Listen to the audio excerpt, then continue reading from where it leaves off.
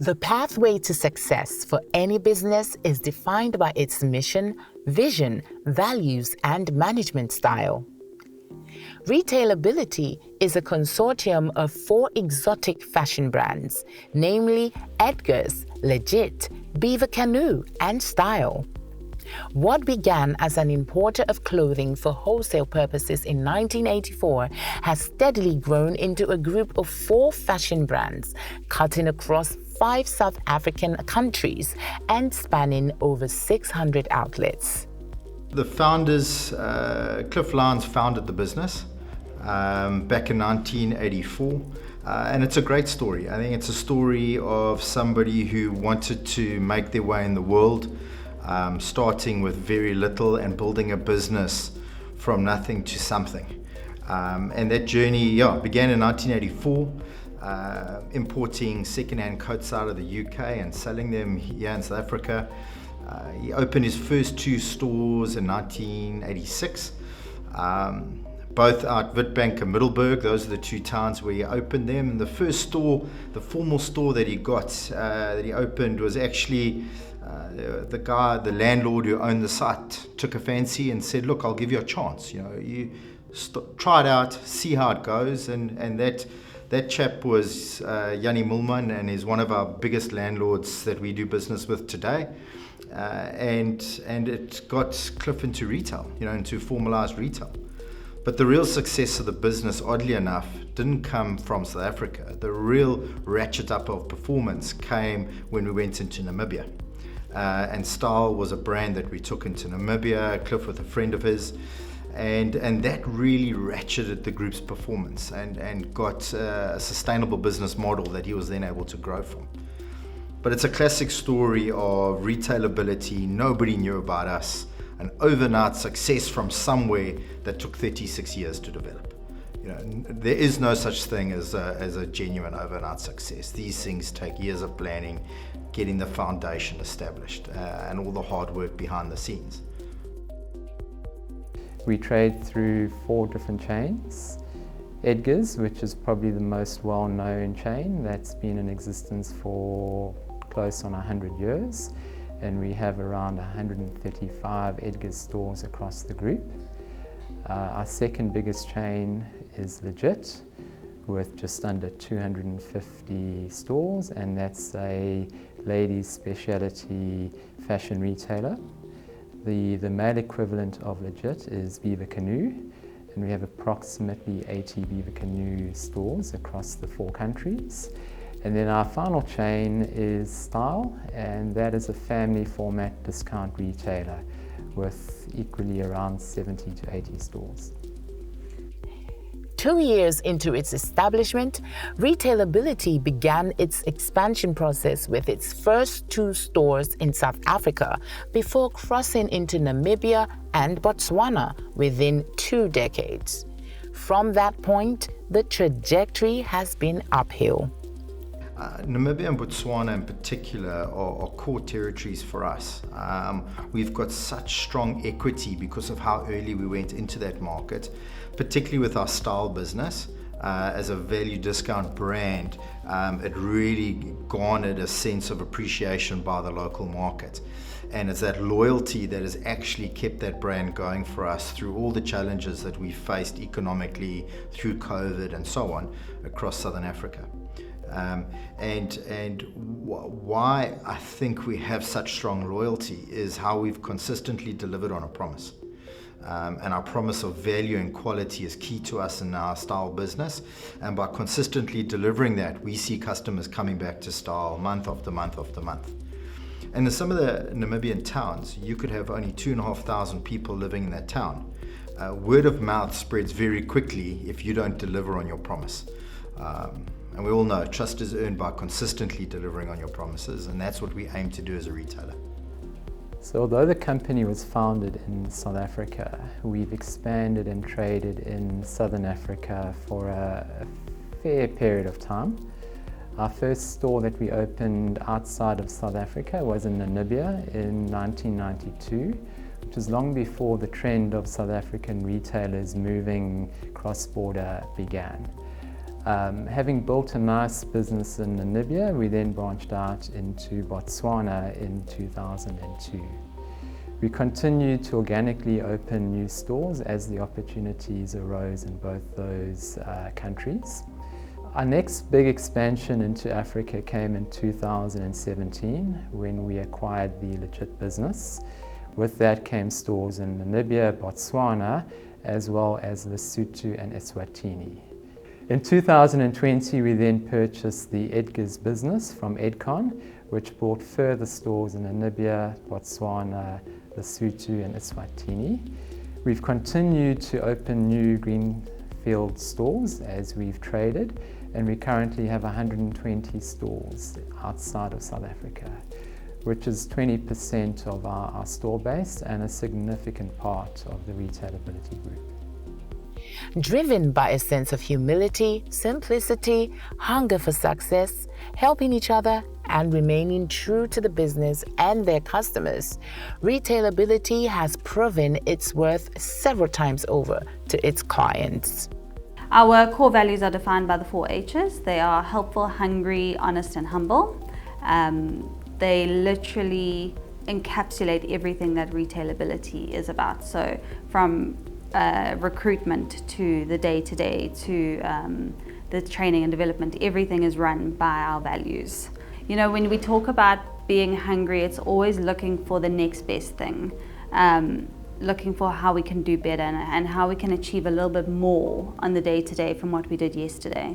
Then we talk about humble. We are always humble and go back to our roots of being a family-owned business. We don't like to think of ourselves as this corporate. In fact, we, sort of give ourselves a pep talk every day. We're not going corporate. We're going to stay and be a family-owned business, and that's where that humbleness comes from. Honest, we encourage mistakes. We allow employees to make mistakes because that means they're trying new things. But we expect our employees to be honest about the mistakes. Put their hand up, say, hey, this happened. And then we will be there to pick you up and to make sure that we learn from that and it doesn't happen again. With hundreds of outlets scattered across several countries and a strong online brands presence, the business is reaching a diverse cultural and lifestyle market. So through our 4 trading brands, we are able to target the lower, middle and upper socioeconomic segments in Southern Africa. And through these trading formats, we're also able to curate specific fashion assortments that appeal to those different segments based on affordability and styling requirements. We're seeing a huge surge in online shopping in South Africa in the last 2 years since COVID. South African consumers have been forced to go online, and we're starting to reap the benefits of that. So prior to COVID, online penetration was very, very small in South Africa. But with lockdown and with access to certain retailers, certain brands, certain products, the physical retailers struggled, whereas online was able to flourish. So there's been a massive race of retailers improving their online presence, particularly in grocery, but also we're finding now fashion has suddenly seen massive growth. In terms of our business, so we're seeing, well, online before in Retailability was negligible. We launched our online business 18 months ago. It's now between 1% and 2% of total company turnover, which is still small on a global scale. Global retailers are somewhere between 5% and 10%, but we're growing, we're literally doubling year on year. So another 3 years we'll probably be there. But I think more importantly for us is we're seeing online is become a very powerful research tool for our customers. So we've got about 1 million unique visitors on our website every month, and they are researching their products online before they go into store. So we spend a huge amount of focus making sure our online content is world class.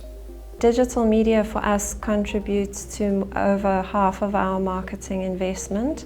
It is very key to what we do. It allows us to target audiences. In the case of Edgars, we were able to target lost audiences and regain their confidence.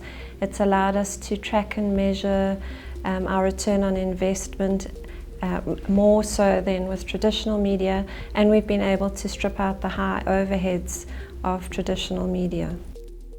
One of the pillars which has helped the business thrive over the years is the setting of achievable budgets and targets for staff, ensuring that the core values of the business are strictly adhered to.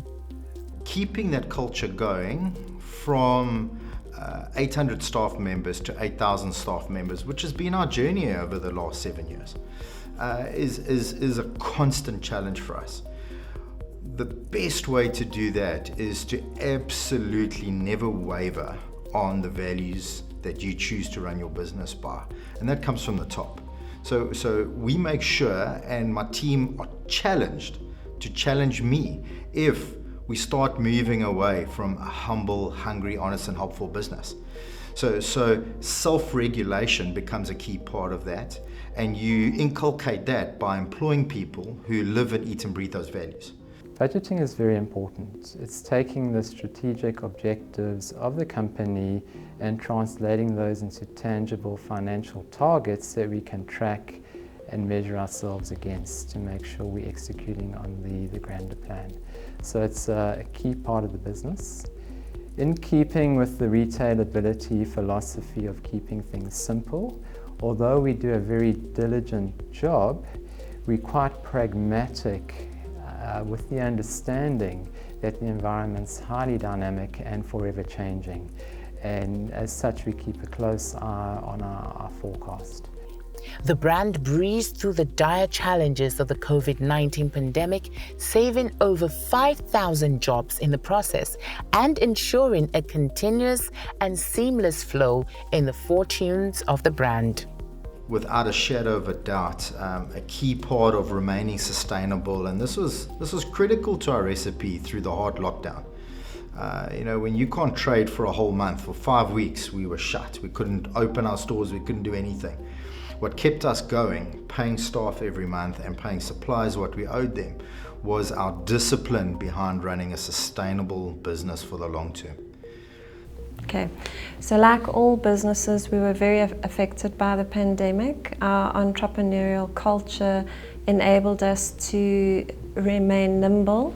We also harnessed the power of digital, which really became very prolific during the pandemic. And we were able to continually communicate with our customers, which is something that was key to keeping them informed and aware of our business and our brands very present and top of mind. Having come this far, Retailability is set to grow into the continent's largest retail outlet with regards to the number of business outlets as well as profit making. Their story can only get better. I think the Edgars transaction, if I start there, was a real exciting event for us as a business. It's a classic tale of David and Goliath. We're a small business based down in Durban, and you get an opportunity to take on a brand that was 91 years old at the time of the acquisition. 25 months later, we've been able to integrate that business into our environment. We've been able to turn a loss-making business around and put it on the right path, from a sustainable path of profitability. And that's a great testament to Retailability and its teams. As a business, we're always on the lookout for opportunity. And I think we need to be aware of what's going on in those various markets. We're in a unique position where in the communities we are right now, there's still significant opportunity for us. But expansion through sub-Saharan Africa is always something that's been on our agenda. What's key is that we do it again in a sustainable and controlled manner. So I don't want to cross the line talking to specific markets that we're interested in, but expansion through sub-Saharan Africa is on our agenda, and it is something that's part of our longer term roadmap. But key to that is you always want to expand off a solid base. And until we've completed our Edgars turnaround, that would be irresponsible. So we wait. We wait with our eyes wide open.